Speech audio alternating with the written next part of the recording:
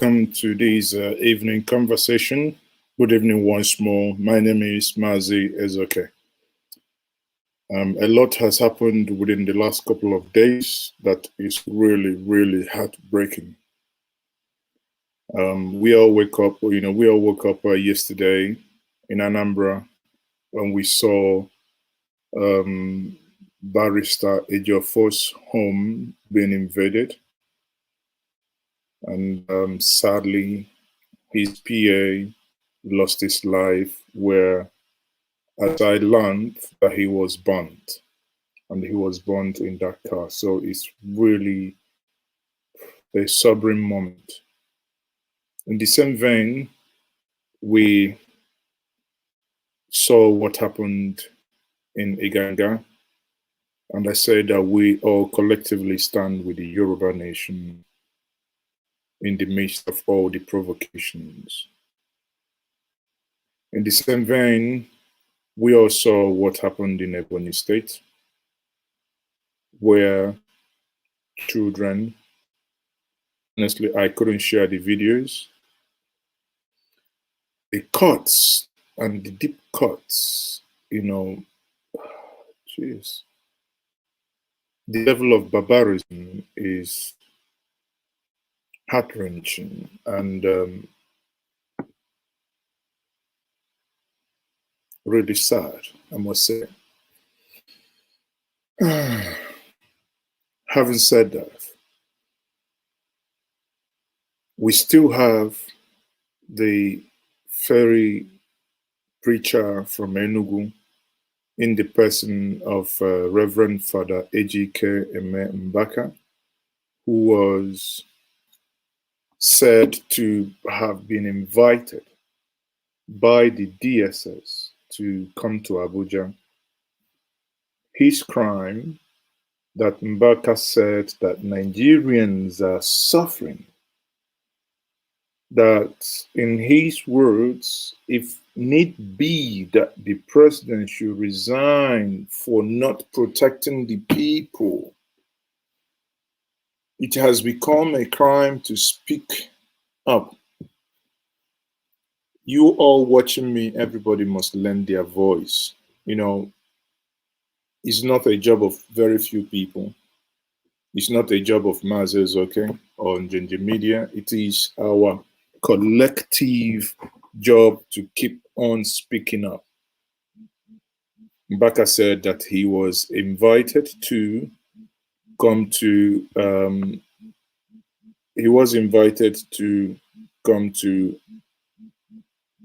Abuja. Can you imagine that? So DSS actually knew his house or where he stayed. When it comes to suppressing people, they will know what to do. One would have wished that the same DSS that is under the presidency would have done the right thing and probably used those men with arms and ammunition to stop the attack in Ebonyi, the attacks in Iganga, the attacks everywhere, that we have this madness happening. The lives of the people are no longer secured. So this evening, before I go further, I would start by exploring what actually happened with Mbaka. Then I'll get into the issue in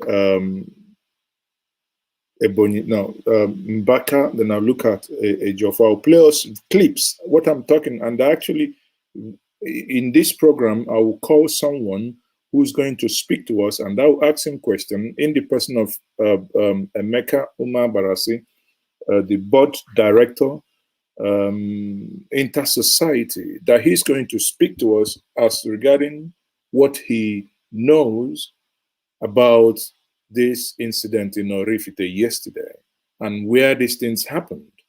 Because when you listen to this, the reason why I want to bring him, that he's going to say this thing so that it's not going to be a narration from myself. It's going to be something he's saying. And, it's probably better that he says these things himself on this platform. And, I don't know. I don't know. The whole thing is just the madness is getting out of hand. It's getting out of hand.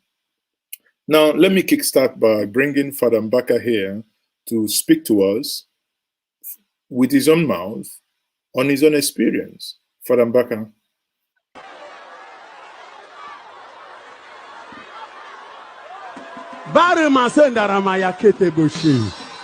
The country is not well.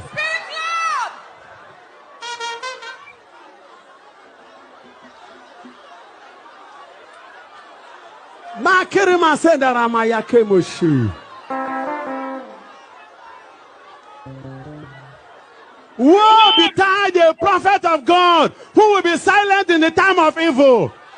That person is not a prophet. No matter the threat, no matter the attack, a prophet is a prophet at all times. I think I should, sorry, not this particular video, but again, it's a combination of that. I think I'll bring in quickly, just bear with me there. I mean, it's, you can't imagine DSS as if they don't have anything to do. They would have to now go invite the man of God to come and obviously come to Abuja to do what, you may ask. Let me quickly put hold on. I think I have it now. Let me push it to the MacBook to do that. It's the video is coming. So while I'm waiting for that, good evening, everyone. Okay, so many of you are watching from, I think there's some of I listen, I'm reading some of the comments, and some of us are really some of us are really backwards, honestly. I think there was something published today on Ginger Media, written by barrister Mbaka Ugonye. I think some of you are basically, you guys need to calm down. I see someone saying El Dorado kill you there. When I read some of those comments, I laugh. It was published by a staff that was written by Mbaka Ugonye. Now, you see, the intolerance in some of these things some of these people write is no different from what the way the intolerance in the way Nigerians handle their stuff. So because Mbaka Ugonye has a contrary view to what you and I might be thinking, then therefore every person, anyone, even the person that disagrees will become evil. Come on. People should just wake up. You criticize Nigeria. Here am I criticizing Nigerian government for just banning Twitter, that people will no longer have the option, suppressing free speech. And here is someone saying, El Dorado kill you there. If I block him now, the person here insulting, if I block him now, it will now be that Masses is blocking people. But I don't think I won't send that low of blocking you, because if you think here you do not need divergent opinions, then please do yourself a favor and subscribe. I'm just saying it. Do yourself a favor and subscribe and block Ginger Media, so that when we share content, you no longer see it. That when Mazes comes online, you no longer see me.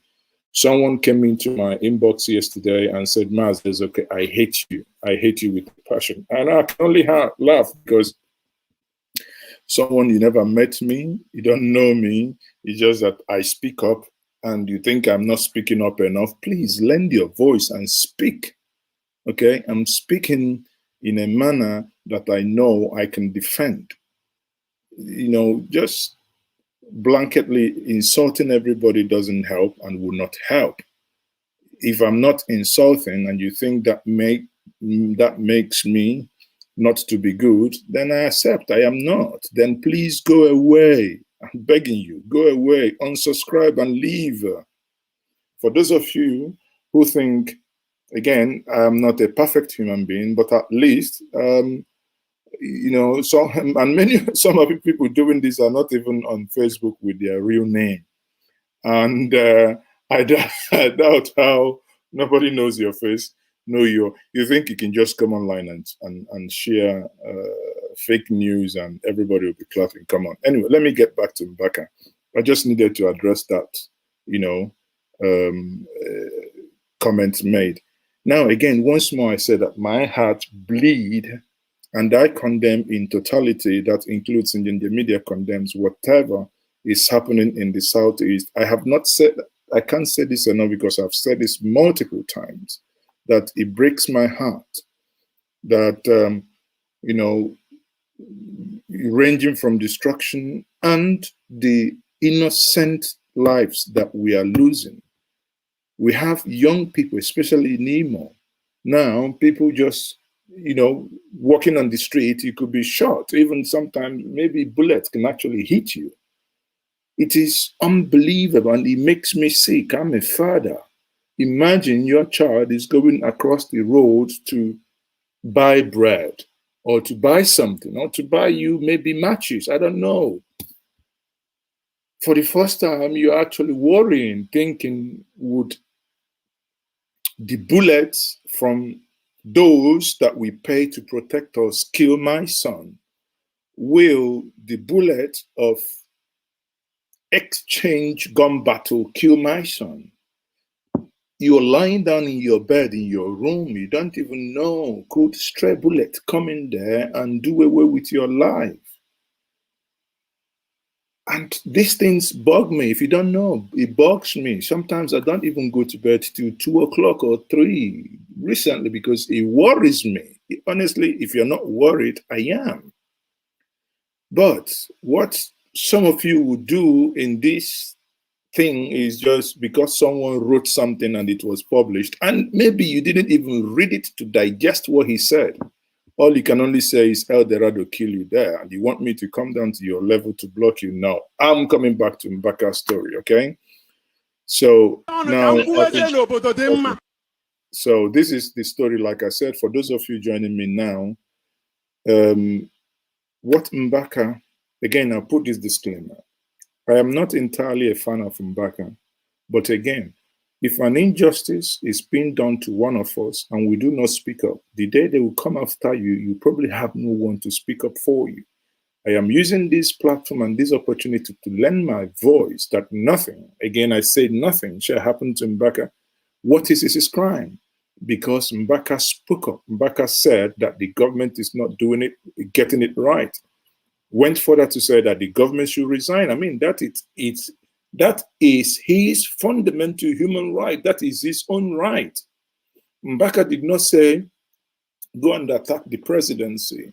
Mbaka did not say, go and, you know, do evil to one or the other. No, he said that based on the things you promised and the things he's seeing and the number of people that come up all the time that he keeps helping, the number of people he helps, they keep increasing every time that he thinks the thing, whatever you're doing, is not working.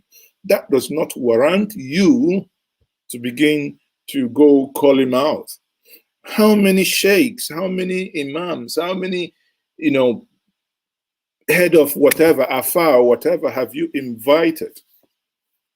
We have a man in the person of Sheikh Gumi moving from one forest to the other, trying to get peace for his people, speaking up. Even we have it on video when he was speaking against Goodluck Jonathan, no one attacked him. Even when he was speaking against Buhari, I have not heard for 1 second that this man, Sheikh Gumi, has been invited in any way, shape, or form. Here you are. You want to invite Mbaka, a man that came to see you, prophesied, eventually, I don't know what actually happened. Honestly, I don't want to get into that. I don't, again, those mistakes, in my estimation, has been, you know, has been made. But again, reason why, because I deal with facts. I do not care what we think. What I care much about is where is the fact. Because sometimes we can be overtly emotional. in many WhatsApp groups now, I think that was a tweet by Dele Momodu, where he showed a baby, a father carrying a baby, a burnt baby, and he tweeted as part of what happened in Ganga. And it's quite unfortunate that he tweeted that, because while there are incidents that happened in Ganga that are real, human lives were lost. I don't know. I think it's affecting my mental health now, because everybody, every day you wake up, you open your WhatsApp, all you see is dead bodies, dead bodies, dead bodies. How did we descend to this low? Dead body, got macheted, that's the other one. Let me come back to Mbaka. Mbaka, okay, please speak to us now.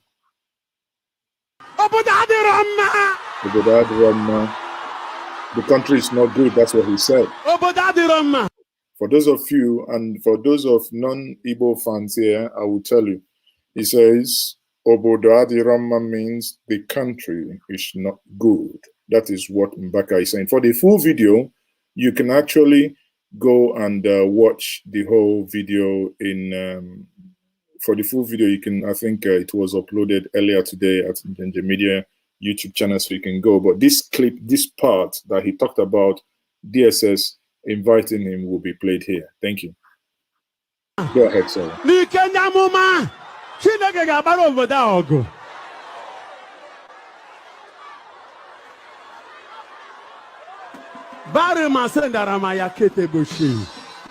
country is not well.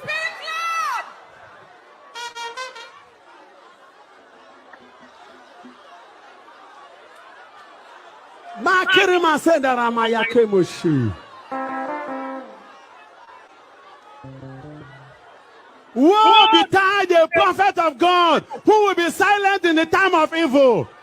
That person is not a prophet.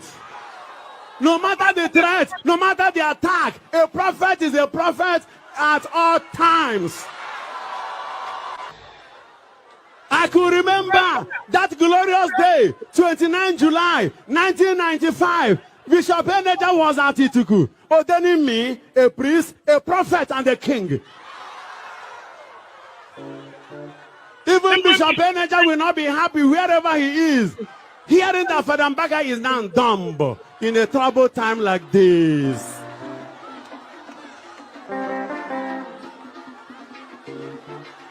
What will be is a matter of time. Adoration ministry is a prophetic ministry. It is a Catholic ministry. Yeah.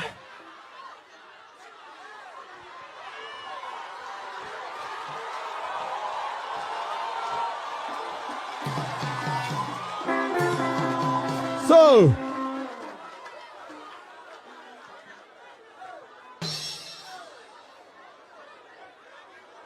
was it not on Wednesday that I...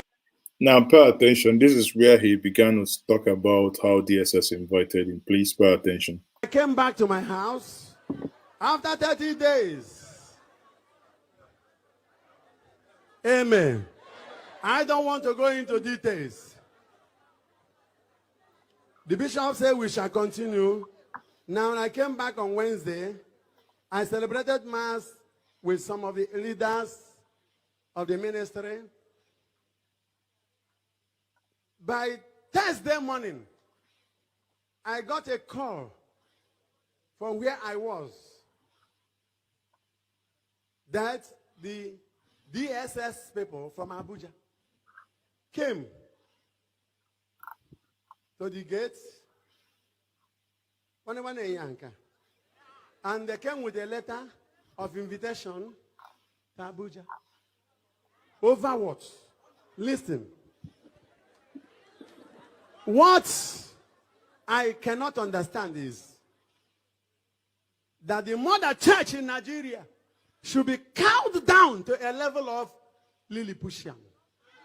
This is a broad Dinginagian entity. The mother church is both a lamb and a lion.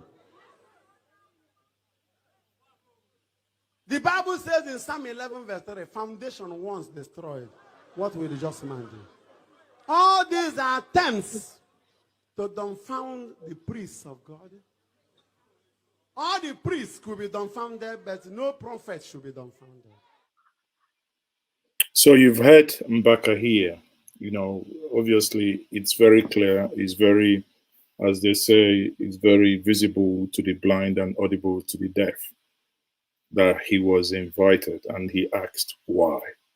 And I lend my voice and I say, why? Why would this be happening at this time?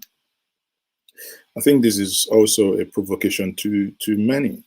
You know, Mbaka said that the government had failed. The government had failed in the things that they promised to. Remember when the government was coming to power, they were looking at telling us that 1 naira to a dollar was 215. And they said, are you happy for exchanging 215 naira to a dollar? And these were questions asked. 210. Today, a pound to a dollar is 715. 715. Now to a dollar is close to 500. Is doubled. And when a government comes with an argument, oh, that it is the price of oil is, honestly, like again, it just doesn't make sense. You know, it's, I don't know, it's emotionally, the clips, the news, everything, it's emotionally draining. I must tell you, I'm somewhat tired. It's emotionally draining. It's emotionally draining.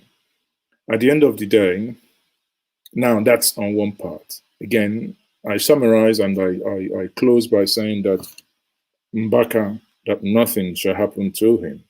Now, let me get back to the other one, which is the issue of Barrister Mbaka Ejiofor. Yesterday, the news broke, I think it was also published by Njinji Media, as a report written by Inter-Society. So let me see if I can find that report so we can look at it together. That report was written by Inter-Society that the individual in question lost. Okay, let me, and I would stay tuned because I'll call the person who wrote this report. I'll call him on the phone. I'll get him on the phone.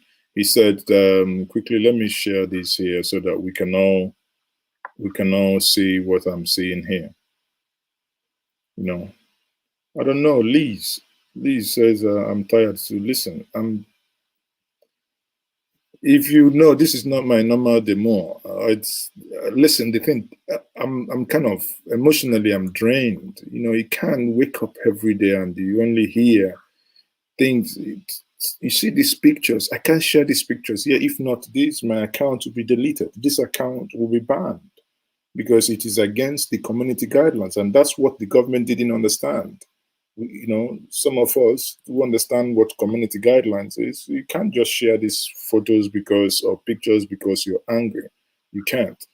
Now, let me share this Ejiofor's story here. Okay. Quickly, let me share Ejiofor's story here. So when I'm looking at this is the story that was published yesterday. You can go back to Njinji Media, it's still there. It says here, and I'll quickly read this. Barrister Ejiofor's PA shot dead, elder brother, driver, 2 others abducted and taken away with his Camry car. Now, I want you to underline this Camry car. I want you to underline it. You know, you will see in the video, you understand why I asked you to underline this Camry car.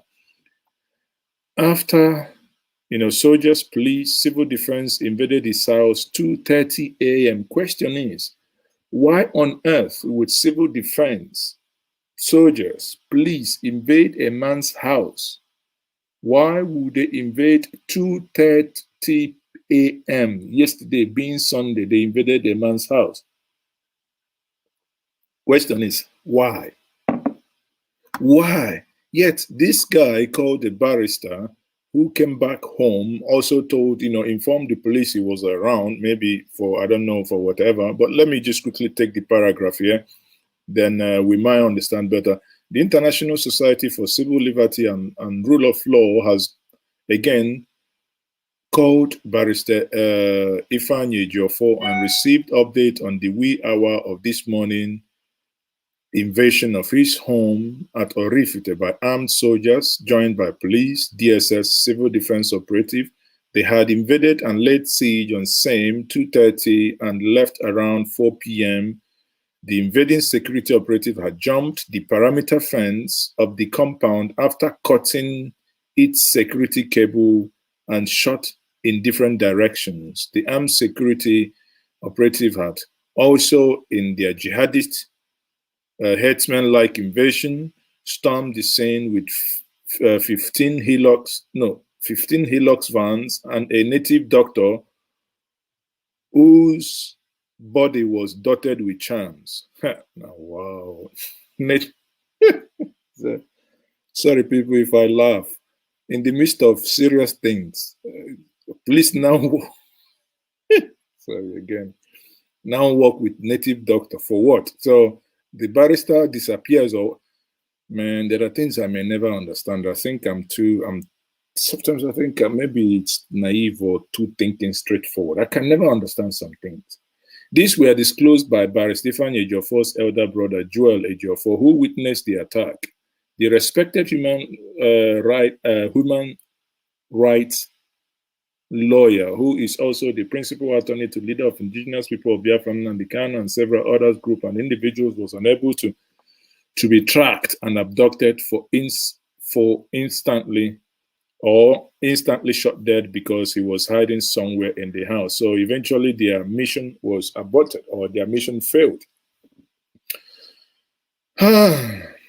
So people, when you read something like this, you ask yourself, they even went with native doctor. Now, again, see here, for some of you, because some people, when we published this story, some people went to the comment section to say it's a lie that this guy is not dead. I have the video that shows his body being removed from the burnt car. But again, for the respect and, again, not going against community guidelines, this video will not be shared, but I have that video anyway.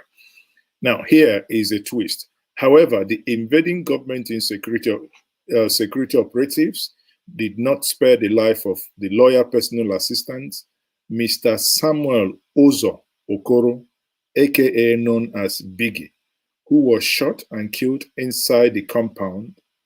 The late Samuel Okoro had woken up as a result of noise and gunshot to find out what was going on when soldiers shot and killed him instantly. Unable to locate the lawyer and having shot and killed his PA, Samuel Okoro, the soldier, and others carried his corpse and dumped same in the boot of the Camry car belonging to Barrister Ejiofor, and ordered his chief driver, fondly called Papa or Elder, to drive the car and follow them. With the corpse, the invading government security operatives also abducted Barrister Ejiofor's elder brother, Joel Ejiofor, and also two domestic staffs named Ugochukwu and the Chi Ekezie, and bundled them away. The lawyer's elder brother, Joel, was also pushed out of the Hilux van at Ojoto en route Oka, Anambra State, and he has since returned alive and unhurt. The invading soldiers, blah, blah, blah. Okay? Now, this is the twist here. I will now go back to this and play us this so that for us to understand this. Again, if this is the first time you're joining me on this platform, what we do here on Ginger Media is to look at facts, okay? Not emotions. We look at facts, not emotions. If this is your first time, kindly like the video. I think we are 683 people watching, but the likes we've gotten is not even up to 20%. How about? We know they charge now to like this video, because when you do, YouTube sends and notify others that you've liked it. and obviously we will get more views and to reach more people like you. And I appreciate, I do not take your support and coming back to this channel in vain. So having said that, now look at, I said while I was reading that, I said, can you underline the Camry car? Now watch this video to understand why I said you should underline that Camry car. Look at this. Today, 7th of June, 2021.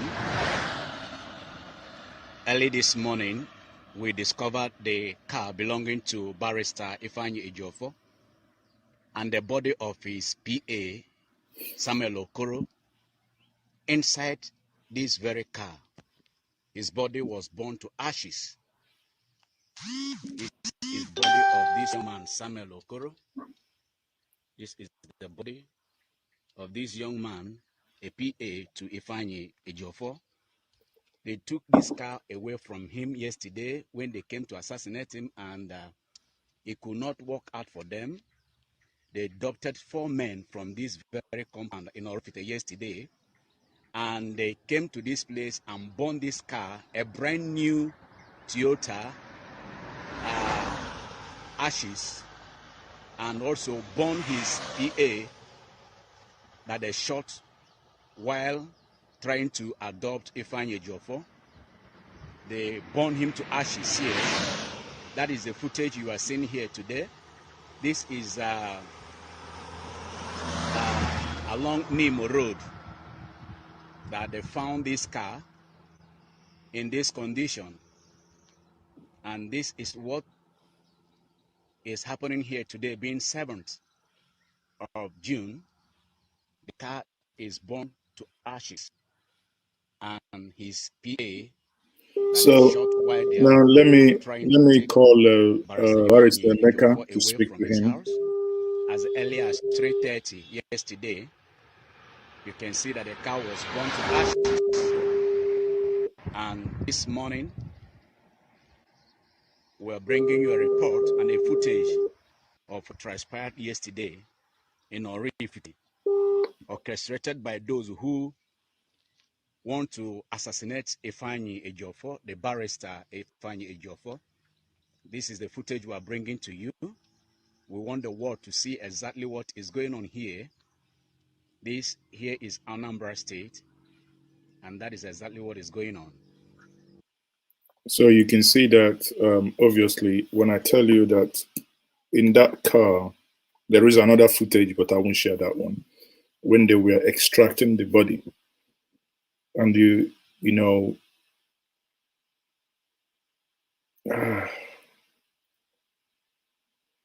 honestly, yeah, Okoli, I appreciate that. You say, Mazi, avoid anything that will make them shut down this channel. No, of course I will. I do. And that's why I am very, very careful the things I share here. And probably the things I also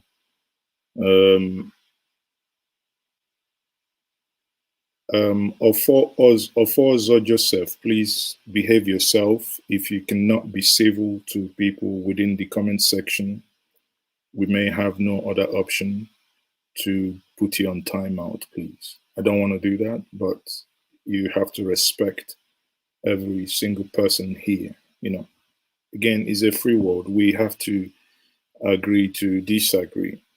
So, you know, like I said, bearing in mind, one is very sensitive in terms of the things being shared, okay? What you've seen is barbaric, and I know that they will come to deny it, but you can see that when that report came out yesterday, when that report that I read to us came out early in the morning, this car was not seen. Nobody knew that this Camry was burned. This is the Camry in question. This is the Camry in question. Nobody knew that this car was burned. Just that the only thing was that this guy was shot, the biggie was shot and was taken away.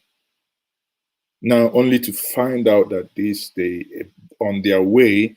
And why I wanted to speak to Emeka is I am struggling to understand why a set of people that ought to be law enforcement officers we be behaving in this level of barbarism? These are people who are paid to do the job. Obviously, I don't know. Honestly, sometimes words fail me. These are people who are obviously being paid to protect lives and properties. Even if it was an accident that this young man was killed, I mean, just argue naively, even if it was an accident, couldn't they have, once they left that vicinity, couldn't they have gone somewhere else and deposited the body to a morgue, so that if not for anything, that the family would have closure? Couldn't they have done that? While I'm still waiting to get Mbaka on the line, and also want to show, being very sensitive of the type of things, that again, I wouldn't show the other part, because there are parts where you have bodies, obviously no longer alive, but that will not be shown. But I found something also very interesting, this channel report, where they talked about these people in Ebonyi, and these people in Benue. And it's a community in Benue. They speak Igbo. Actually, they're not that they speak Igbo, they are Igbo. But during the time of military carving of states like mad people, they didn't engage in due diligence, and they took part of this that belongs to Ebonyi and put them in Benue State. Now, pay attention to this report as well. In the attack that killed over 50 people, an eyewitness says a lot of his people are still missing. Later on, when the thing escalated that there's a killing within the community, they now started shooting. They started shooting guns, killing people just like that. We have discovered 51 corpses so far. We have discovered 51, and we are still searching the bush to see if we can get more corpses, because there are people that run into the bush. We have not seen them up to now, so I'm talking to you. Meanwhile, a federal lawmaker from the area laments what he describes as the failure of the federal government to implement several safety resolutions from various fora. We must all work together to fish out all the criminals that have carried out this act. I am more concerned about that, because if I get to Abuja now and I move all the motions on the floor, I speak all the English on the floor, you pass all the resolutions, the agencies of federal government would hardly implement our motions and our resolutions. Worried by the pains that could be seen on the faces of the displaced children, as well as aged men and women who survived the attack, Mr. Bonu appeals to President Muhammadu Buhari to speak against these killings. We were made to understand the initial figure stood at about 60 people slaughtered by Fulani herdsmen. But now, as I came here, they've even discovered more corpses. Some people are even mentioning a staggering figure of 100. But be that as it may, I think it is suffice to say that a good number of people lost their lives. We are here today appealing to all the relevant organs of government, and particularly the presidency and leaders of Fulanis, to speak up and ask them to stop this carnage. Of equal concern is the migration of rural dwellers to the safer urban area, abandoning their farms and creating a fertile ground for food scarcity. All right, join us now on News Track to give us more information is Mr. Uche.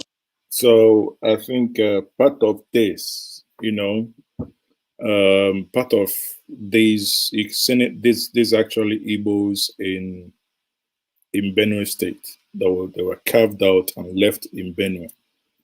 I mean, that's injustice number one. They should have been with their kith and kin in Ebonyi State. The same way, listen, people, as a person, I am so content that, contented with the things I do have. The same way I will speak up against if we had people from Benue that were carved out and added to Ebonyi. I do not see that as a plus because I respect everybody's right. Now, but for me, it's an injustice done to these people in Benue because they are in a different state and therefore appears to be neglected equally. Maybe you might get more insight because this reportage here eventually also spoke to the Commissioner for Information here, Uche. Listen to Commissioner for Information, Ebonyi State. Mr. Oji, thank you for joining us. Thank you very much. All right, so those that were killed at the border were actually Ebonyi indigents. What's the government's response to this? Exactly on the 30th day of May 2021, the people of Ebonyi State, of course. Again, bear in mind, this is, according to the commissioner, this happened on the 30th day of May, okay? The relevant authorities woke up to get information about massive killings in Ado local government area of Benue State. And it's definitely these people that were slaughtered in abruptly having Ebonyi origin, so to speak, because I remember that under the East Central State and even the Eastern region, they were under South, that is the Igbo. Exactly, under the East Central State. I mean, honestly, sometimes I think one of the worst things that's happened to Nigeria is the military incursion into politics because they really did a lot of injustices. But because if you want to create states, plebiscites are done, just like the way you had a plebiscite for you to create the Midwest region. But the military just, when probably after drinking fermented brukutu, they will just go ahead and do whatever they want to. But given the creation of Benue State under the military, they were now part of Benue State as it were. And of course, the people had been agitating that the right place they rightly belongs is Ebonyi State. But then when this thing happened, the governor of Ebonyi State, out of concern and of course share responsibility and proactiveness, had to really contact the authorities in Benue to alert them of what they hear from this part from Ebonyi State. And it would appear there was no proactive response from the authorities in Benue State. The governor had no option than to show sympathy and love by deploying authorities, security authorities, to move down, of course, as it were, because of the issues of jurisdiction. They couldn't do much than to ensure that the people that were attacked were rescued down to Ebonyi State. Now, if you look at this community, one thing that actually stood out for me was the amount of time it took that guy from the National Assembly to get there within Benue, because these people live at the fringe of that society, or rather the fringes of that society. It took them for more than 2.5 hours. I'm like, geez, you know, sometimes people tell us this. I think the Igbo nation has gone beyond this level of, underdevelopment.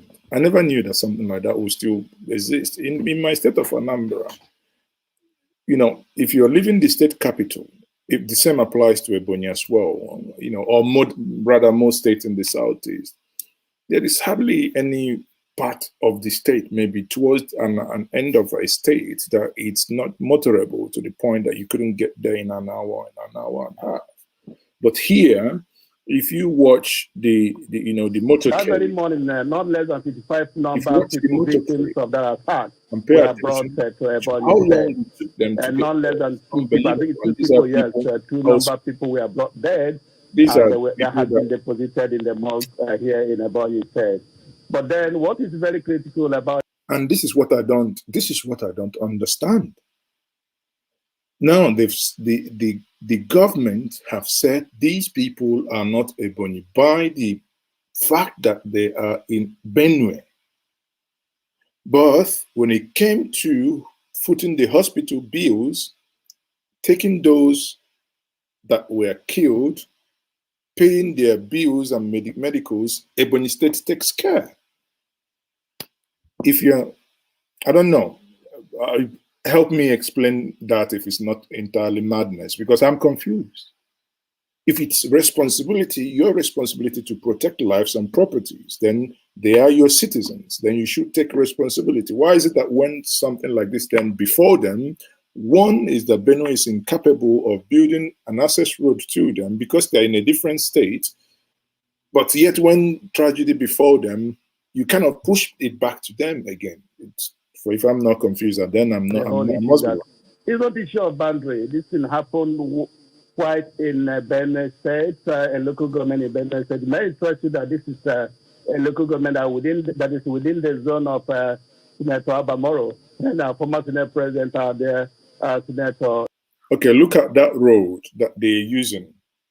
Listen, in as much as I understand, I appreciate Autumn sometimes for speaking up, but I think sometimes Autumn hides in the public utterances that he makes in order to kind of wink the people from the failure of governance. That's, again, I don't care if you don't like what I'm saying now, but one thing is, as long as I'm saying this from my heart of heart, addressing whether it's him, the presidency, or these SE governors, as long as I speak truth, and I speak it in a way not to insult, but I speak it in a way for them to understand, I think Autumn should do more when it comes to governance. Yes, he speaks to president. Yes, everybody likes it when he says these things, but he should do more to also provide governance in his state. David Mark, as well as it's where the excuse they are trying to give that I had no access to the place is most untenable and unwarranted. I think we should be looking at proactiveness in the face of this insecurity, because that is the only way that we can really ensure that we track and crack criminality as it were. Okay, but what is the state government doing right now to avert another possible attack? Yes, the people have severally demanded that if it's possible, federal government should keep them back to a body state where they rightly belong, because the situation whereby there is insensitivity on the side of the Benue state government, they will complain of lack of access road. Whereas if the body state, you've got no issue about access road, we can get. Like, look at this road now. This is a Benue state. You can see the clear thing, and that's what probably this guy is addressing. That's what I'm trying to say. There is no, yes, there are people still maybe minute at the fringes, but not in the same. Listen, I think, again, I can't say that enough. I think Benue should provide Any word at all in a body state without any issue. This but is for Benue, you cry foul of lack of infrastructure, you cry foul of lack of security. You begin to go into blame game, blaming Mr. President for not going straight to lift the issue of insecurity in the board. And you continue to say that because soldiers were attacked and killed, you were mindful of not going on time. These are excuses that should not be tolerated. And so the solution is. Kenry Bai says, how can Autumn concentrate if most of his attention is on security? No, he's not the one tying ropes. He should do, there are things he can do. Let's not, just like the same way we call Buhari out. Yes, there are insecurity, but yet it's not Buhari that is going in the front there fighting insecurity. So if we think that Buhari is failing on providing insecurity, managing the economy, then yes, as well, we should also be ready to call others, irrespective of the fact whether we like them, love them, appreciate them, or whatever we think. We should be able to also call them out when we think that they are not entirely in their optimal game. Again, somewhat, sometimes I think, I don't know. Sometimes I'm just beginning to think, what could be a way of getting this madness to go away? Maybe it might be time for people to start. I don't know. I'm thinking of unconventional way. Maybe if every citizen is insured, that if against police. I don't know, against security agency, killing them. That if any citizen is killed by security agency or is killed, but because of the failure of security agencies to protect them, maybe the security agency should be sued and they will pay millions, if not billions. Maybe that will work them up. I don't know. Honestly, I do not have the answer. But the only thing that I must say that I'm really heartbroken, because this thing just makes me sick. It really makes me sick. But let me leave that realm and see if if I'm not able to bring Emeka now for the last time, then I should leave it and move on to the next part of my conversation, which is the, that the governor of Kaduna State disobeyed President Buhari's order on the use of Twitter, and also that the Rauf Arikbosola called Yoruba agitators names, and I'm like, Jesus Christ. Is there anything that has to do with the water they drink, that whenever someone is in the corridors of power, the person stops thinking, all right, that person doesn't think okay anymore? Now, I'm not able to get Emeka here, but therefore I will go to the next part of that conversation, which is Rufai disobeying these, obviously, I tell you, some of these people are addicted to Twitter, so they could never, ever do away in Nigeria. The Socio-Economic Rights and Accountability Project sent an urgent appeal to the Secretary-General of the Commonwealth, Dame Patricia Scotland, to consider recommending the suspension of Nigeria from the Commonwealth. The group urged Ms. Scotland to apply the Commonwealth Charter to hold the Nigerian government to account over the unlawful suspension of Twitter and the resulting repression of human rights, particularly the rights to freedom of expression, access to information, and media freedom, as well as the flagrant disregard for the rule of law. In the meantime, despite the directive by the Attorney General of the Federation and Minister of Justice, Abubakar Malami, to persecute violators of the Twitter ban in Nigeria. Listen, you think, I don't know how to say this. I jokingly made something the other day, but it's getting out of hand. Jokingly, I shared something with us the other day, but these things is getting out of hand. Because I do not understand a way you can just ban Twitter like that, and the next thing you're already talking about, if you use Twitter, you'll be prosecuted. Prosecuted for what? For Christ's sake, why would it be a crime that you're using Twitter? The other day, I actually posted on my, jokingly, I posted on my Facebook page the following, but it appears, and that is actually the real thing now. This is what I shared. The government in this case they ban Twitter, ban crypto, ban IPOP, but they can't ban dates. They can't ban dates. You think, go figure. You think about it, you understand that, Dick?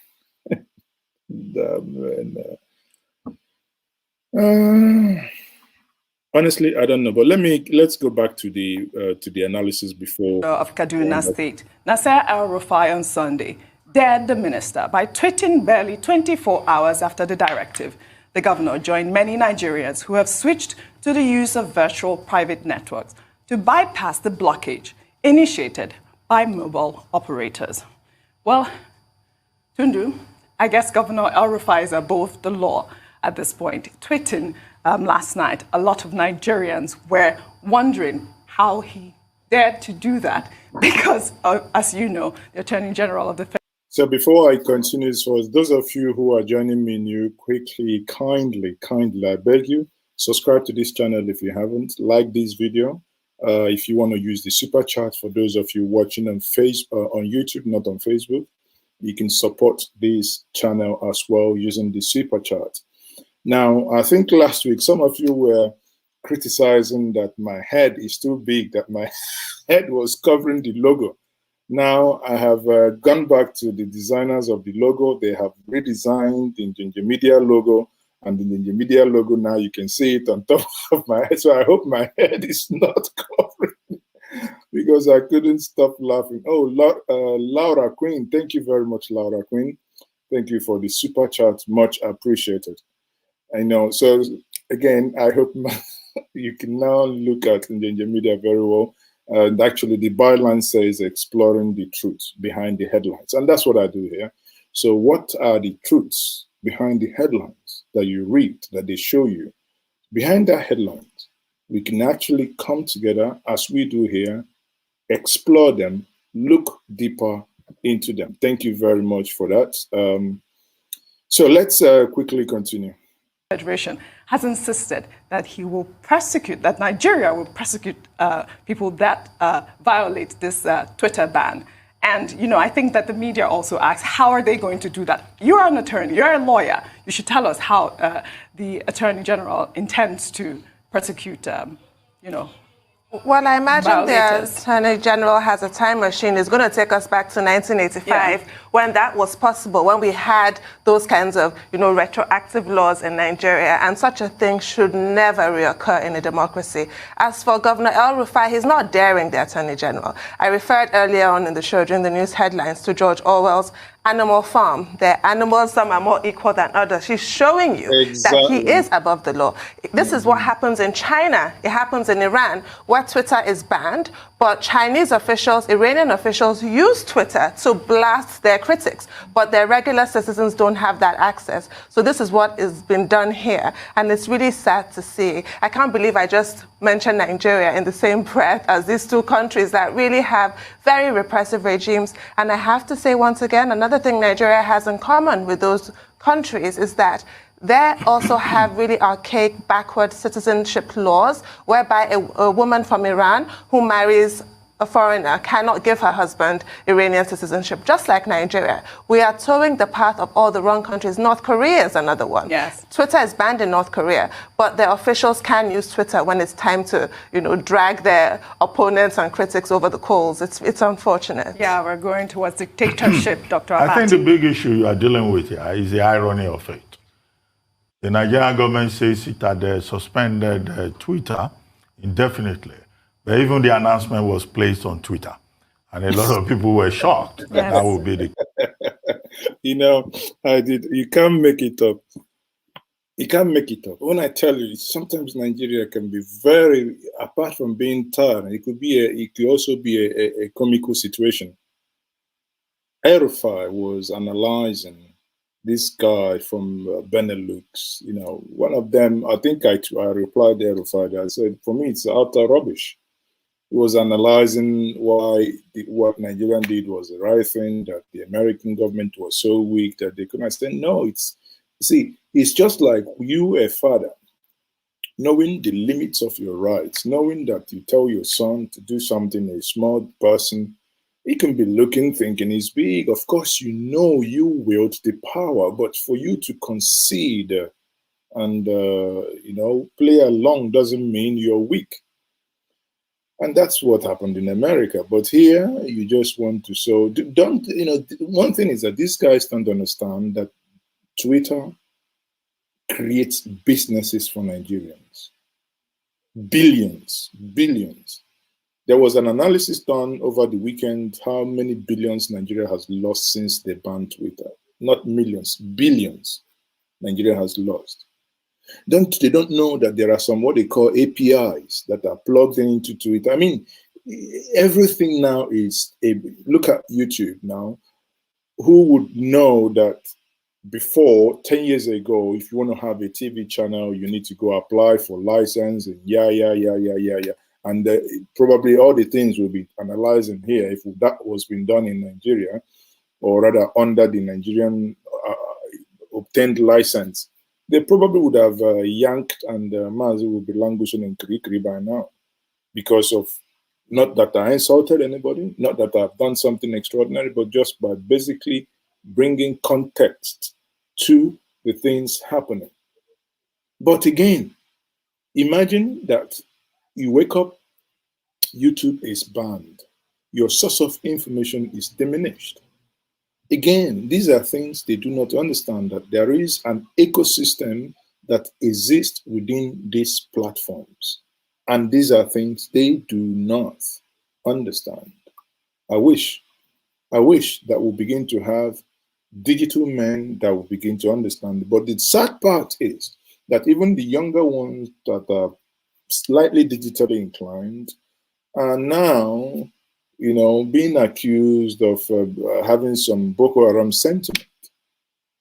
It is a case of what Rochas Okorocha will call Iberiberism, and I will dare say that is not only Iberiberism, that is also Iberiberized Iberiberism, or even dare to say that is Iberiberism squared, that is applying the mathematical context, not the mathematics of 97 and 5%, which is mathematically incorrect and makes no single sense. I don't want to talk about who said it, but again, you can use your tongue to count your teeth. Case. And then subsequently, you had Governor Rufai of Kaduna State putting out two tweets, one about the Nigerian Labour Congress and the other one about an article that had been written by a Serbian-American journalist. Also media, on Twitter. Welcome. But it's not alone. As Tunu pointed out, yes, in North Korea. North Korea is one of those countries that banned Twitter, but its officials still use it. Chinese officials also have banned Twitter, but they also occasionally put out tweets on the same platform. So it's ironic. And, Nigeria has now joined other countries that have banned Twitter, either occasionally or temporarily or fully. And that includes North Korea, China, Iran, Turkmenistan, Uganda for a point, Cameroon at a point, New Zealand at a point of crisis. But the question is, and which is the major point that relates to Governor Nasir Rufai, who posted that article by the Serbian-American journalist. I think his name is Nebulisa Amadric, something like that. And the question that guy was raising is that, look, it looks like Nigeria has gone where the United States under Trump could not go. You recall that when President Trump, as he then was, he's a president for life, when he was first censored by Twitter, he put out an executive order. That executive order was ignored. It was. Washington, D.C. officials. Was ignored. They saw it as nothing important. Because listen, people here, doesn't it bother us? Doesn't even bother us. Some of you might argue, oh, I'm not a Nigerian, this, that. Yes. But for now, doesn't even bother you that by just fiat, there was nothing like any legislation to say that Twitter will be banned. Question is, that should bother you, does the executive alone have the power to ban Twitter? I don't know. Honestly, sometimes I think, these things are not making sense. Institutions in the United States are strong. You can't just come as an individual and violate democracy. Now, after the January 6, 2021 incident at Capitol Hill, President Trump was fully banned, right? And he remains banned up to today. And Facebook has also added to that ban. Nothing has happened because it's been recognized that nobody, can violate the democratic system. And that piece that Governor Rufai referred to by Malik, the guy's surname is Malik, was saying that, look, in Nigeria has shown a good example that the United States cannot follow. And he was raising the question, who is in charge here? I'm quoting directly from that. This Twitter is in charge of a country because it's a platform, or governments of those other jurisdictions. Now you can debate that from today to tomorrow. Malik is just talking nonsense. I'm glad, I was able to reply when I saw that. It's just one of those, intellectual masturbation that he just did there. For me, it's absolute jargon that he wrote anyway. Who cares? Because Nigerian government, that article in fact sounds like it's supportive of the Nigerian government to say that if you're a government, you have a right to regulate what happens in your environment. And that Twitter or Facebook cannot just come around and say, this is how we will operate here. But the ancillary questions that have been raised are also relevant. Earlier on, I was talking about the rights of the citizen, the Attorney General of the Federation, saying when you go to court, you will know the law that is holding you. Now, that's not how it is done. Exactly. Every law that is operative in a society is spelled out. Exactly. And you should know it. Which law? Under Section 36. It's not when you get to court that you go and discover this mysterious Listen, my friend, Elumba was a couple of, in 2017, Christmas, we spent Christmas, he came back from London.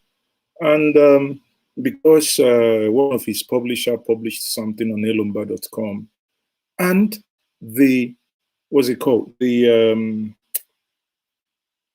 DSS came to Newi, climbed fence with ladder.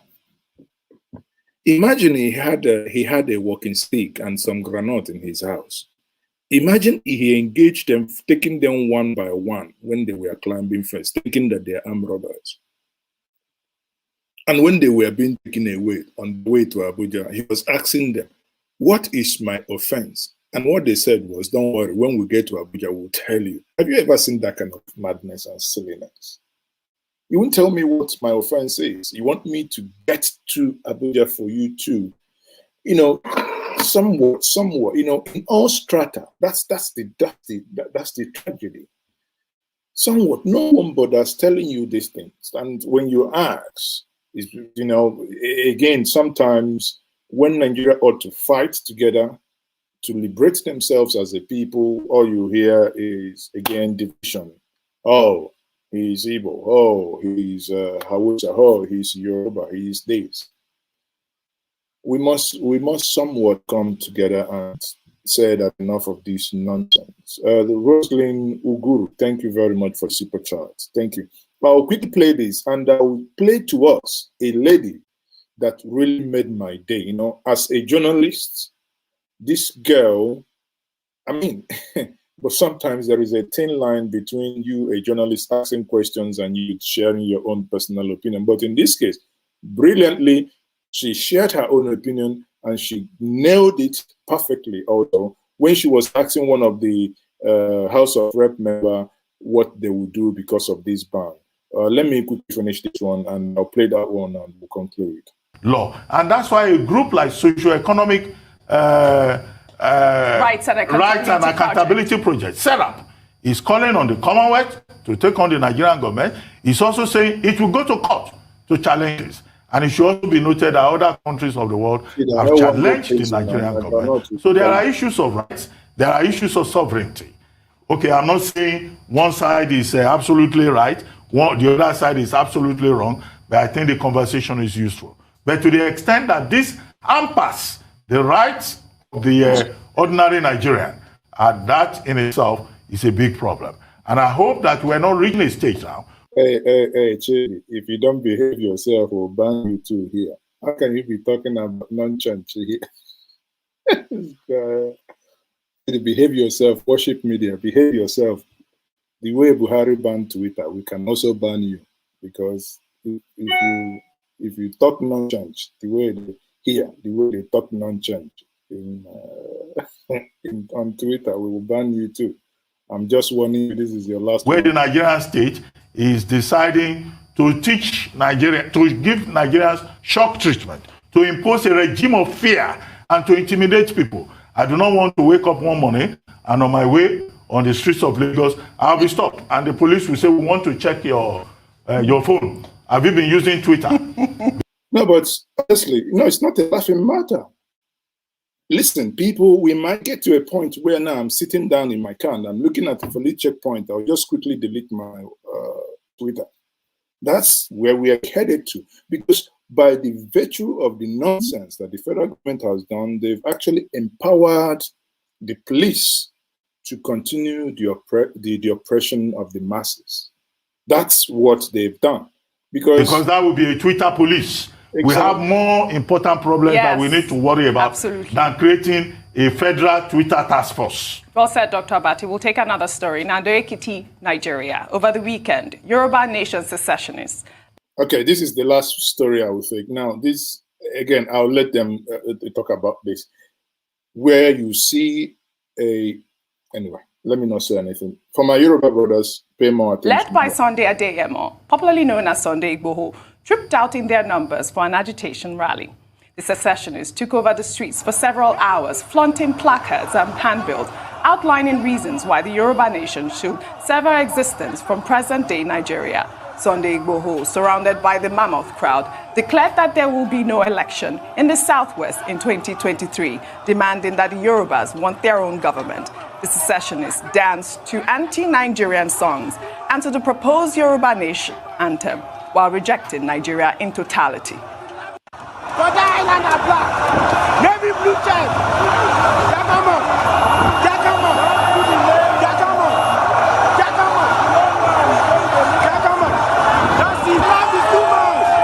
His love is too much. His love is too much. His love is too much.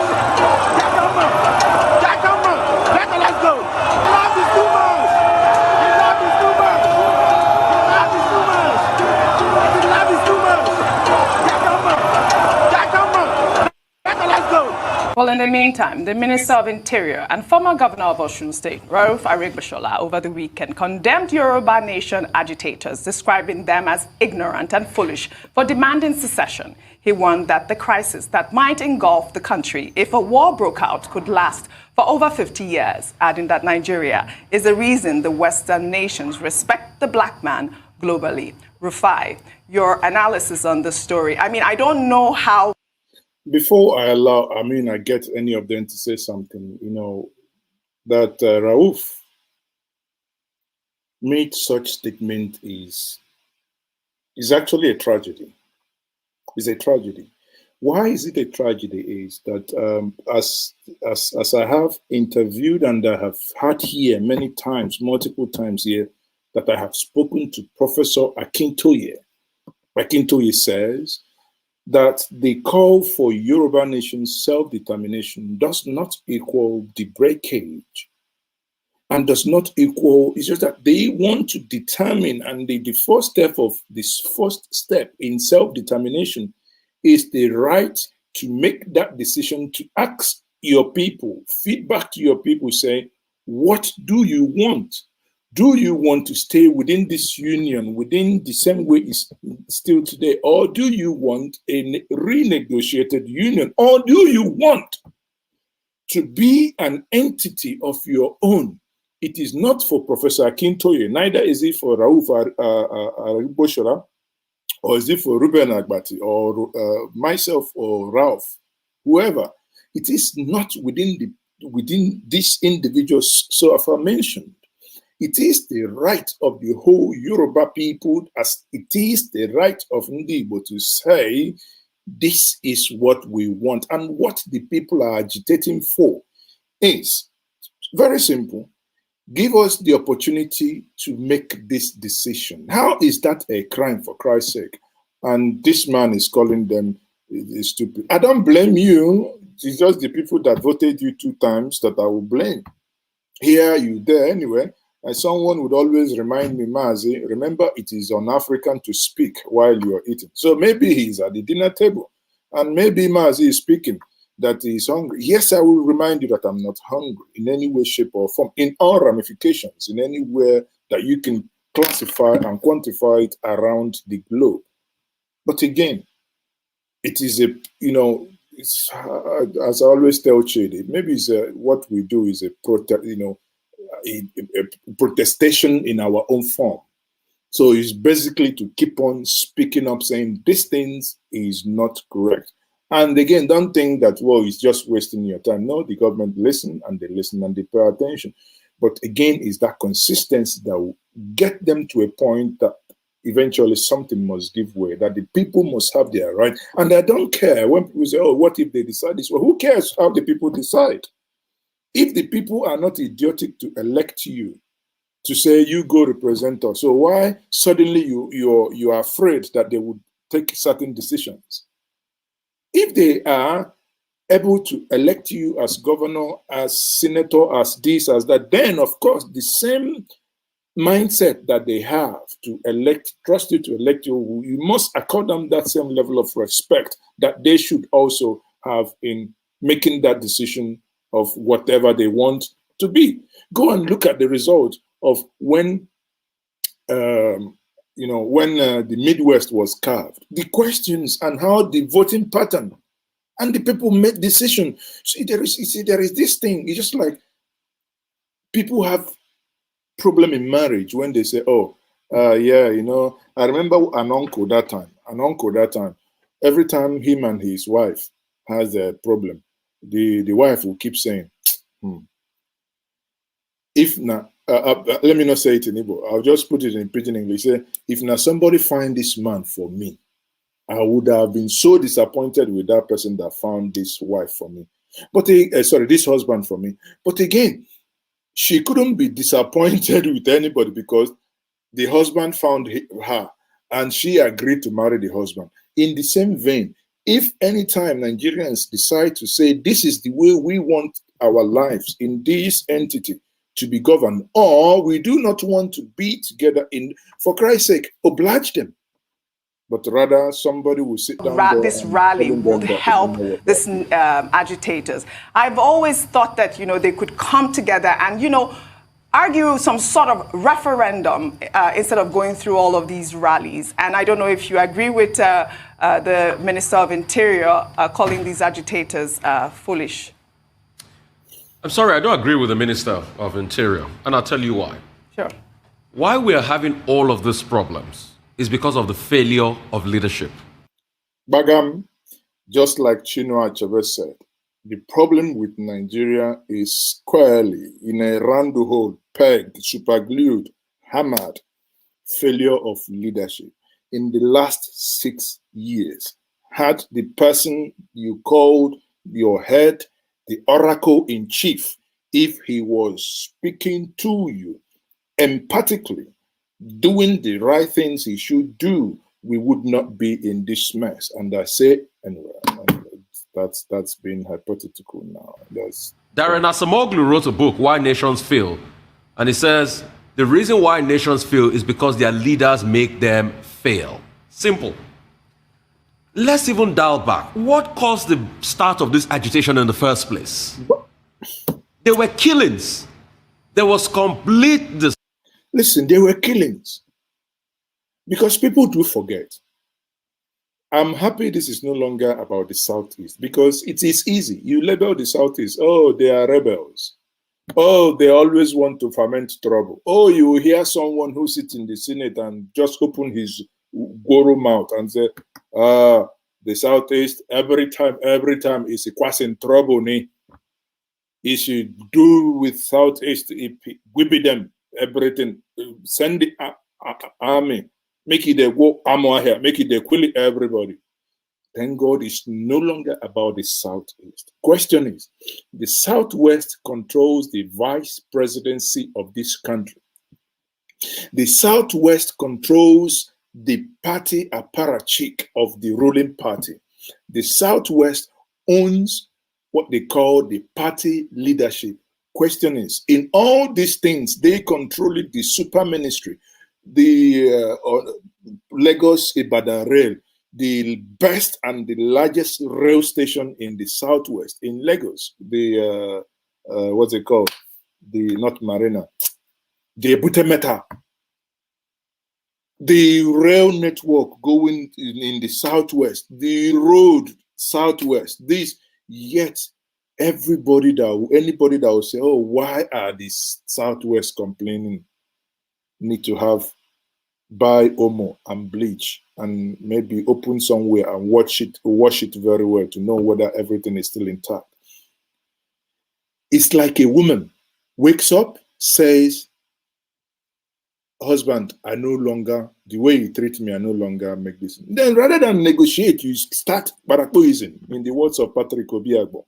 Haba, why don't we just treat people, give them, look at when George Floyd died, when this guy took over, he knelt down.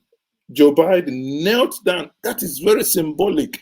Not that that child could do anything, but again, that child could do something tomorrow, because when Joe Biden becomes so weak that he is now too old and vulnerable, that child could now become a teenager, a young man that he could harm him. But again, in that moment, that picture showed what humanity should be and what humanity is all about. You lower yourself, even when you know you have all the powers. For the first time, we have someone who is in power, who cannot negotiate with any form of any other person just to find a way of finding peace. Yaradua could have sent military, bombed the whole Niger Delta, but he didn't do it. Why? Because there is, when you begin to see some things, yes, I might not agree in all the methodologies, but at least listen to people, start conversations. In these conversations, it might not end, and the reason why we are here today is because this conversation, they are so long overdue. Long overdue. Because if we had started 3-4 years ago, we wouldn't be where we are today. Some of the outcome of these conversations could now be the things that will now say, okay, if we have a brand new constitution, this is what the Igbos have agreed, this is what the Hausas agreed, this is what the Kanuris agreed, this is what they announced. This is because I'm not talking about region, I'm talking about the ethnic nationalities and what they have agreed, the Jaws, the Queries, the Bibios, the Eches. The Kanuris, the Mumuyes, the Fulanis, or whoever it is, that people must come out, then you have a consensus and decide, do we agree on this? That's only time you can walk away and say, oh, we agree on this, then respect it. Devolve these powers. Isn't it madness that you come to a state, only the state roads will be nice. You go anything, for anytime you see gallop, you don't even ask anybody. You know that the gallop is as a result of a federal road, a system that has failed and collapsed. Why can't Delta and Anambra build a 4th or 5th Niger bridge? But somebody tells me it's in the exclusive list. What kind of nonsense of exclusive list is that? Why can't from Benin to Ebonyi down to Benue build their own rail network? No, they can't because it's an exclusive list, and our leaders are hiding behind exclusive list and also protecting their failure. But when it concerns them, suddenly there will not be exclusive list. Rufai, please continue. Regard for the plight of people in the Gongon area, just to show you how community conflicts snowballs into something bigger. And there were repetitive warnings that some marauders are coming in to kill people in the Gongon area, just like they killed them in droves over the weekend. And nothing was done. And Sunday Igboho had to say, oh, my only response to this is, we are not loved in our country. If we can be killed, then let's declare Yoruba nation. Is it entirely the best solutions? No. Exactly. But why can't we tackle the root cause of all of this problem? The failure of leadership. The failure of protection. Section 14, subsection 2B of the Constitution says, security of the lives of people is the responsibility of government. Government cannot protect people in the Gongon area. That was shown over the weekend. You need to see the devastating, gory pictures coming out of there. Yes, we have those. I'll show that later on. Why can't we get to a point in this country where government can protect the people? You see, I keep going back to my final analogy, that if we fix the problem of leadership in this country, and people have leaders that they can truly believe in, all of these agitations will simmer out. Bagam, simple truth, whether you like it, just like this Robert Agbo said, if your child says you don't love him, do you prove your love for him by killing him? Exactly. Today, it can be argued. I've argued with a lot of people who are not from the Southeast in private. When people say, okay, the 3 R's, rebuild, reconstruct, rehabilitate, blah, blah, blah, did it happen? Can I say the Igbos are marginalized? And someone says, no, the Igbos are not marginalized because they're economically empowered. Then my question will be, did you empower them economically? No, they empower themselves economically. However, are the Igbos marginalized? If I say this man does not love me, does it mean immediately that I say that you don't love me, that, oh, I think you don't like me, then you shoot me? Because that's what is happening. If by the time a people gave you 5%, you went to America and you made comments about that 5%, what were the things you did in that 4 years in order to win them over? Actually, you went ballistic. But there were things you could have done for these people who didn't trust you, that you could have proved them wrong. But here you are, affirming the things and the reason why they did not vote for you and your government. The only thing I can say is, people, we have to be wise as dove. It's only about 18 months. Hopefully, this whole mess will be over. It's only about 18 months. All of a sudden. But when you don't have it, it continues. There are a lot of ungoverned spaces in Oyo State. Oyo State is about 30,000, close to 30,000 square kilometers of land. Oyo State is about the size of Israel. And if you don't have those areas guarded, and marauders come, and they hurt people, and they kill people in very gory circumstances, people will protest. It's normal. Just like I said, the things that happened in Ebonyi, there is no person with human blood, with empathy in his system that will see these pictures. Just like the picture I told you, that when I started the thing, the picture haunts me.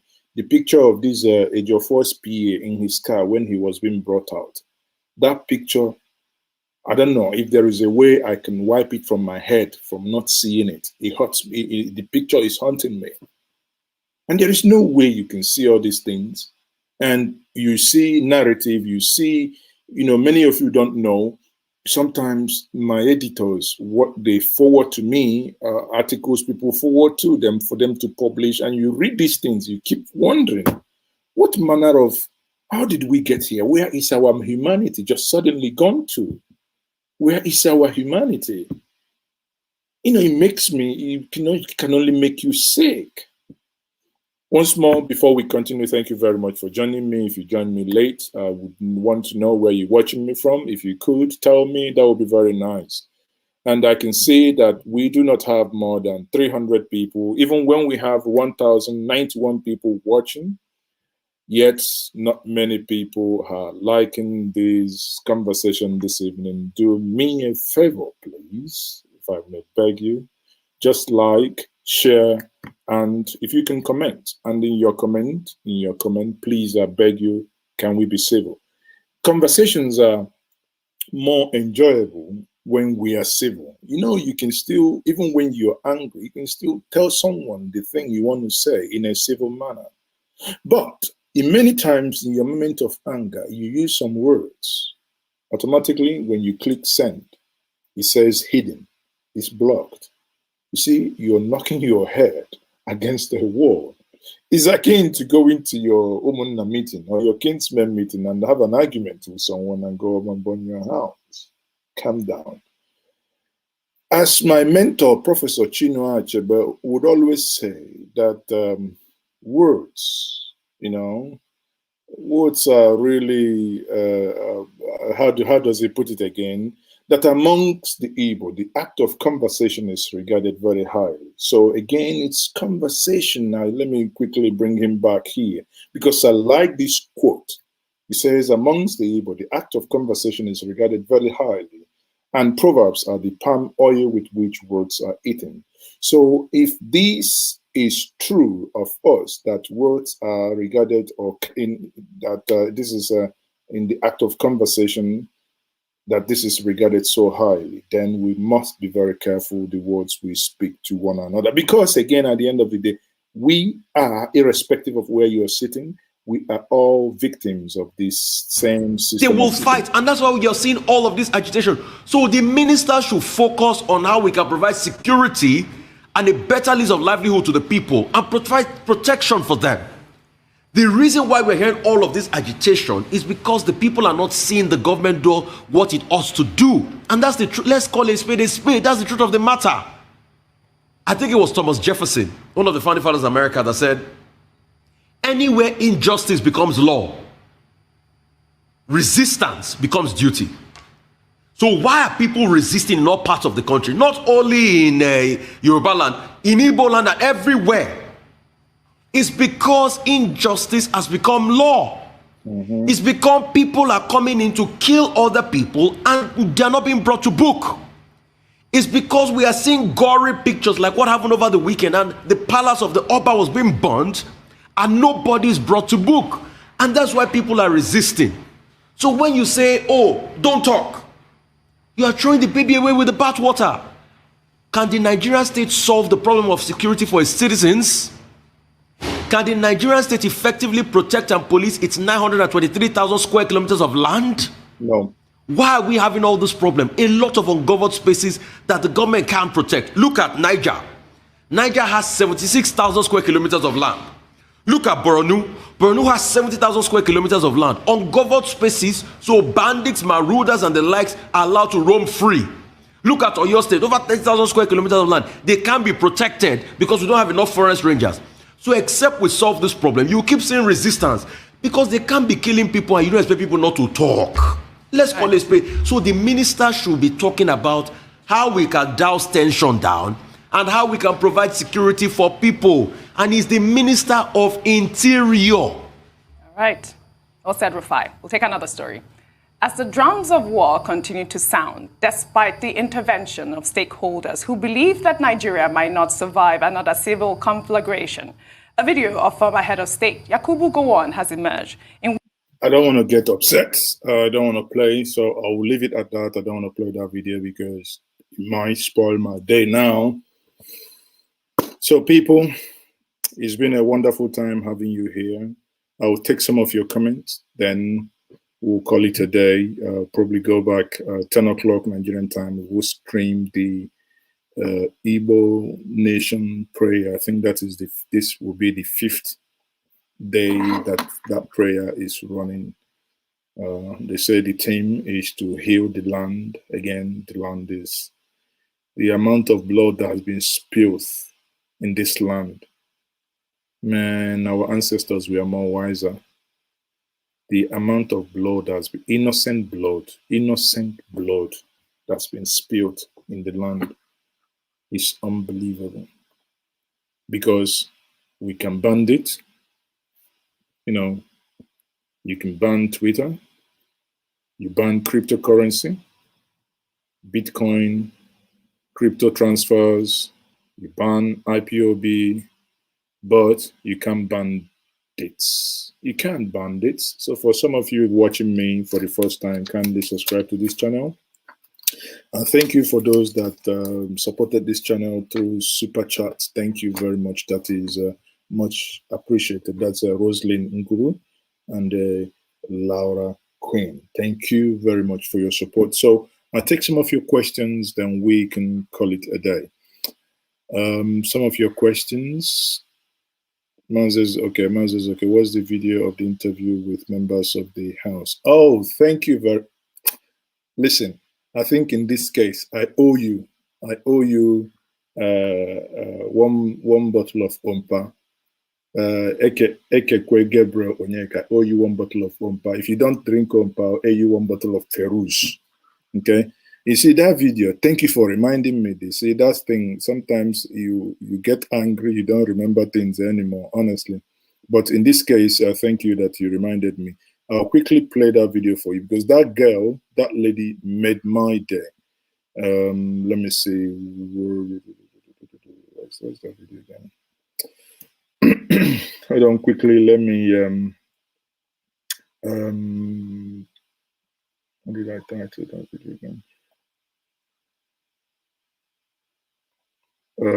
Just pardon me quickly. I would find the video in question because that, honestly,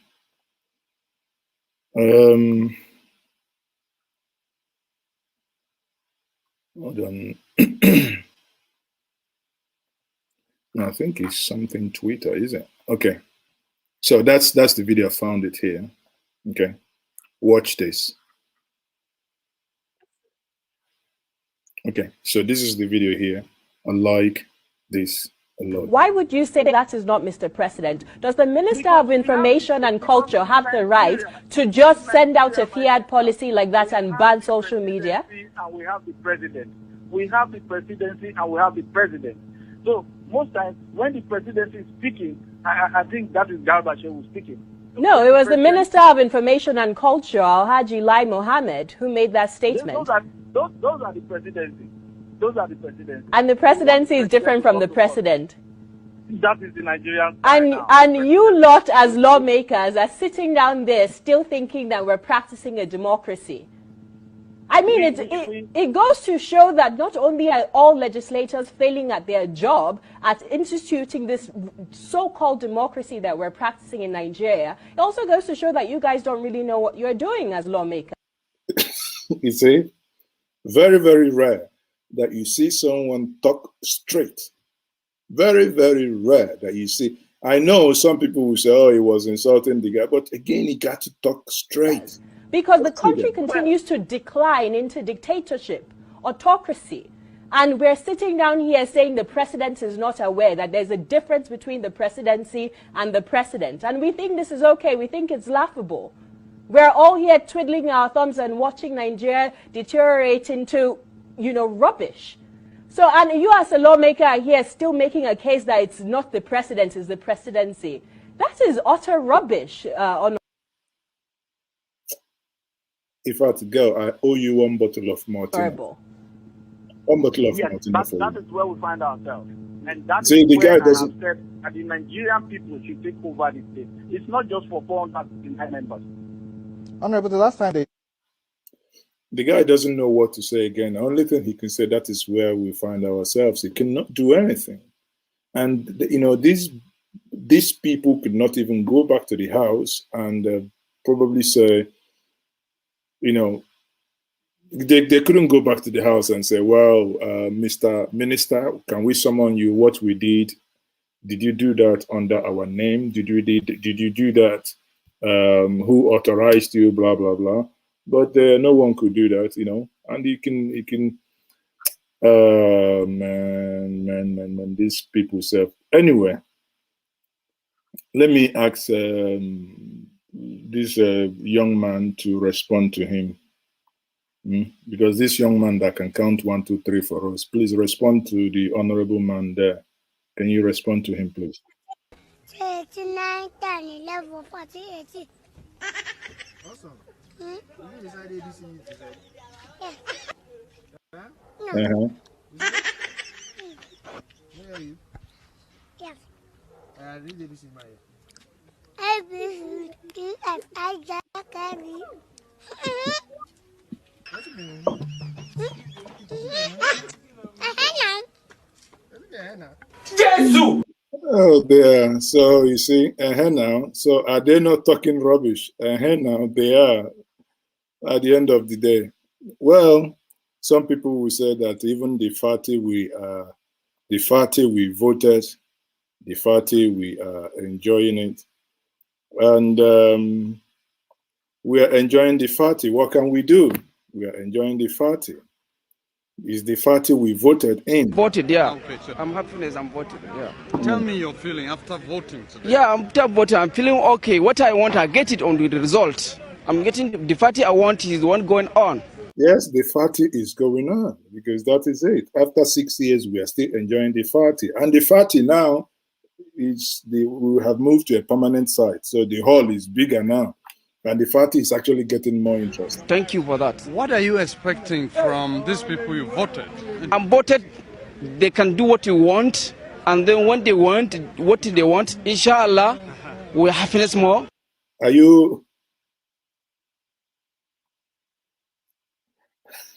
you happiness more? We're happiness more, isn't it? Oh, really? Are you happiness more? We're happiness more, isn't it? So then please, I want beg them, we suffer almost 10 hours, we are standing because of what we want. We need change. Ah, really?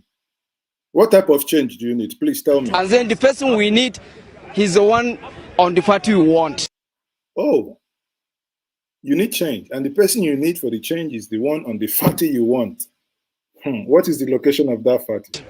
Isn't it? So please, we want change.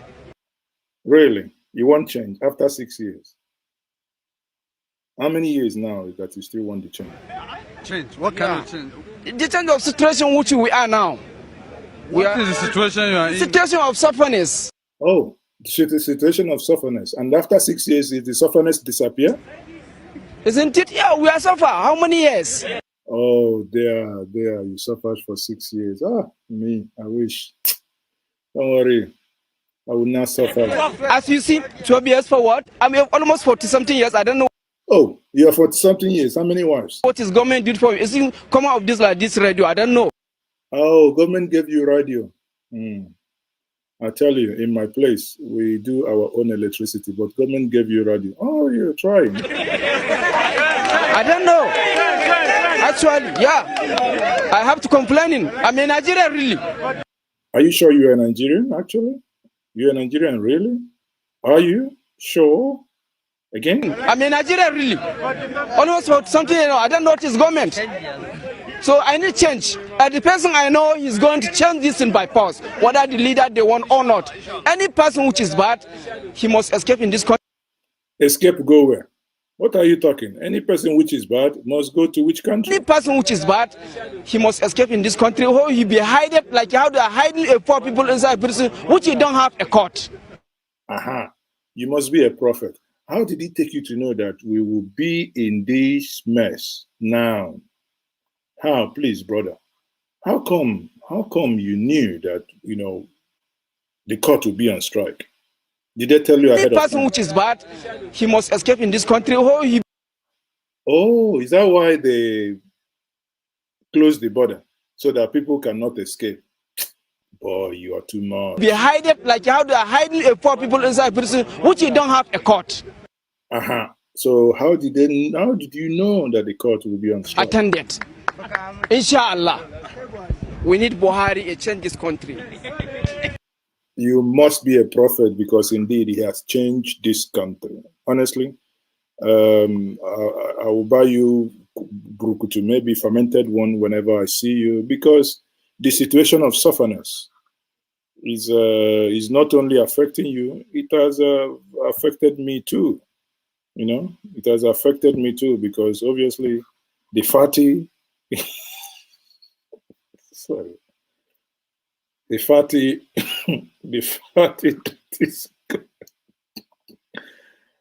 oh dear, I'm not going to kill myself on Nigerian matter or lie, but he can't do away, he can't stop. And when you think you've seen it all, before I let you be, let us listen to Lai Mohammed Conversation Remix again. Welcome to the Cowboy interview. Thank you very much. Why would Twitter delete the president's tweet? Twitter may have its own rules. It's not a universal rule. Why will he make such a statement? I'm not saying that Mr. President does not have the right to express his anger. But many Nigerians feel that expression is inciting violence. President's speech that anybody who is destroying infrastructure should be ready for the consequences. Is that inciting violence? Someone even said Mr. President cannot operate an Android phone, but he made that tweet using an Apple iPhone. We should stop comparing apples with oranges. It's Android, not oranges. Whatever name. Describe this administration in one sentence. Lack of tolerance, lack of rule of law. Do you consider yourself patriotic? We have a country to rule, and we'll do so to the best of our ability. Because at one time you were asked to choose between Ghana Jollof and Nigerian Jollof, but you chose Senegal instead. That's why I think you are again mixing things. So I can't comment on your falling our hand. If you want to comment, be fair. It seems you don't want to discuss it. What we were discussing was different. We were discussing Twitter. Back to Twitter, what exactly do you think is their mission? The mission of Twitter in Nigeria is very, very suspect. Excuse me? Twitter's mission in Nigeria is very suspect. You mean suspicious? Suspect. As the Minister of Information, is this your grammar acceptable? It's not acceptable anywhere in the world. Because it's not used anywhere. I don't say anywhere in the world.